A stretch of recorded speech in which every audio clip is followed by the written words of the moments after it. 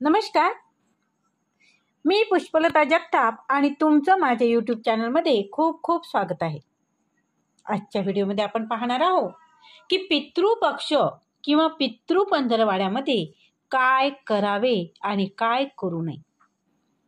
आज आपण या व्हिडिओमध्ये सविस्तर माहिती जाणून घेणार आहोत आणि त्यामुळे तुम्ही हा व्हिडिओ शेवटपर्यंत नक्की बघा. व्हिडिओ कुठेही स्किप करू नका. चला तर मग जाणून घेऊया. पितृपक्षाच्या 15 दिवसामध्ये काय करावे आणि काय करू नये.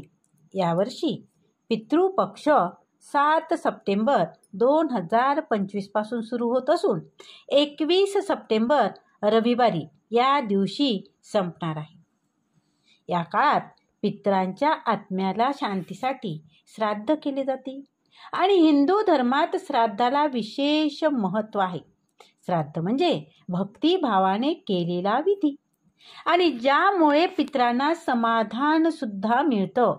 परंतु शास्त्रामध्ये असे अनेक नियम सांगितले आहेत ज्याचे पालन पितृपक्षाच्या काळात करणे आवश्यक आहे. चला जाणून घेऊया पितृपक्षाच्या दिवसात काय करावे आणि काय करू नये. तर सर्वप्रथम पाहूया पितृपक्षात काय करावे. तर सर्वप्रथम पितृपक्षात आपल्या पूर्वजांचे स्मरण करणे खूप गरजेचे आहे. स्मरण करावे. त्याचबरोबर पितृपक्षाच्या दिवसात पितरांसाठी जे काही अन्न ठेवले असेल ते नंतर गाय, कावळा, कुत्रा इत्यादींना खाऊ घाला. त्यांच्याद्वारे हे अन्न पितरांपर्यंत पोचतं अशी हिंदू धर्मात श्रद्धा आहे. आता बघू नंबर 3. पितृपक्षामध्ये दररोज स्नान केल्यानंतर लगेच पितरांना जल अर्पण करावे. यामुळे त्यांच्या आत्म्याला समाधान आणि शांती मिळते आणि पितर तुम्हाला आशीर्वाद सुद्धा देतात. पुढे बघू. पितृपक्षात जर तुम्ही तुमच्या पूर्वजांना तर्पण, पिंडदान वगैरे अर्पण केले तर तुम्हाला या पक्षात ब्रह्मचर्य नियमाचे पालन करणे गरजेचे आहे. तर आता बघू आपण की पितृपक्षात काय करू नये. पितृपक्षाच्या दिवसात लसूण, कांदा, मांस, मद्य इत्यादीचे सेवन करू नये. तसेच या दिवसात तुमच्या घरातील वडीलधाऱ्यांचा किंवा पूर्वजांचा अपमान करू नका. कोणतेही धार्मिक किंवा शुभ कार्य जसे की मुंडन आहे, लग्न आहे, गृहप्रवेश आहे, नामकरण आहे इत्यादी करू नका. पितृपक्षाच्या काळात अशा गोष्टी करणे अशुभ मानले जाते. पितृपक्षात काही लोक नवीन कपडे खरेदी करणे आणि परिधान करणे देखील अशुभ मानतात. त्यामुळे नवीन कपडे खरेदी करणे बंद करा किंवा करू नका.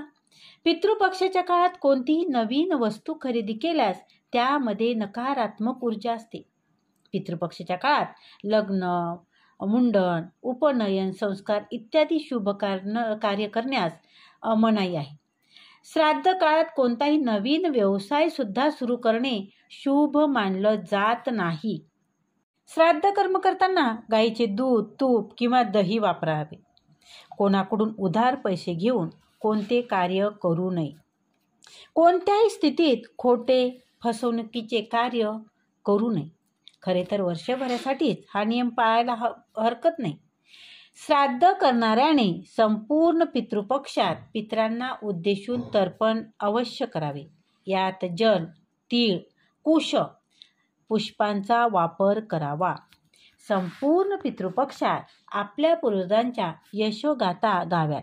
मोठ्याचा सन्मान करावा व गुरुजनांची पूजा करावी. दररोज आपल्या सामर्थ्यानुसार दुसऱ्यांना मदत करावी. मुंग्यासाठी साखर किंवा इतर गोड पदार्थ योग्य ठिकाणी ठेवावीत. घरी श्वान असल्यास म्हणजेच कुत्रा असेल तर त्याची योग्य प्रकारे देखभाल करावी.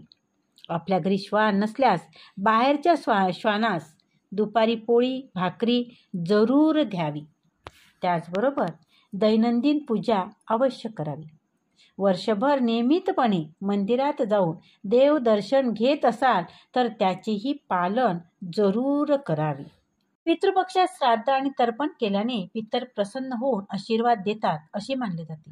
त्यांच्या कृपेने जीवनातील अनेक प्रकारचे अडथळे दूर होतात.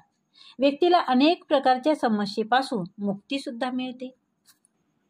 पितृपक्षामध्ये आपण आपल्या पितरांना नियमित जल अर्पण केले पाहिजे.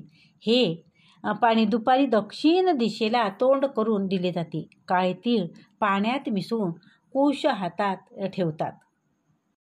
धन्यवाद. खूप खूप धन्यवाद.